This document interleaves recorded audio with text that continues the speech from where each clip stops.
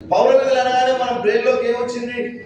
ఒక traffic signal, కొన్ని బండ్లు, కొందరు ట్రాఫిక్ ను వైలేట్ చేసి అవతల దాటిపోవడం, ఒక పోలీస్ ఆయన మనకు ఫైన్ వేయడం, ఇది అనుకుంటున్నాం మనం పౌర విధులు అంటే.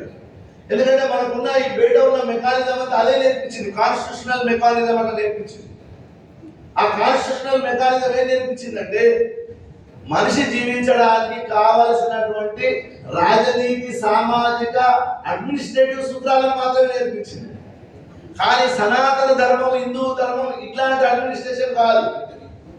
అది లోపల ఇన్నర్ రిపేరింగ్ సంబంధించినటువంటిది. నీ పౌర విధులన్నీ కూడా నీ వాల్యూ కరప్షన్ లేకుండా జీవించడానికి పనికొచ్చేవి మన యొక్క సనాతన ధర్మం నేర్పించింది. ఉదాహరణకు అన్నదానం, మహాదానం, విద్యాదానం, అతఃపరం అన్నేన క్షణికాకృతి యావజ్జీవంతు విద్యయ అని ఒక సూత్రం ఉంది. అంటే అన్నదానం గొప్పదానం, కానీ దానికన్నా గొప్పది ఏంటంటే విద్యాదానం. అన్నేన క్షణికాకృతి, అన్నం వల్ల ఆ క్షణానికి మాత్రమే తృప్తి కలుగుతుంది, కానీ యావజ్జీవంతు విద్య, విద్య అనేటటువంటి జ్ఞానం నీకు వచ్చిందంటే నీ జీవితం మొత్తం నేను కాపాడుతుందని చెప్పి. ఈ అన్నదానం అనేది, విద్యాదానం అనేది ఒక మౌలికమైనటువంటి పౌర విధి.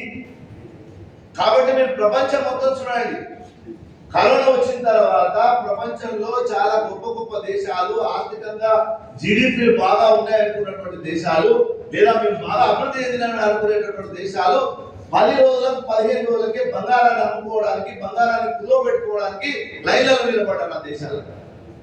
కానీ మన దేశంలో మేలో లాక్డౌన్ అవుతే జూన్ 7 తారీఖు వరకు తెలంగాణలో వైన్ షాపులు తెరిచే నాటి వరకు అన్నదానాలు చేశారు అందరూ కూడా.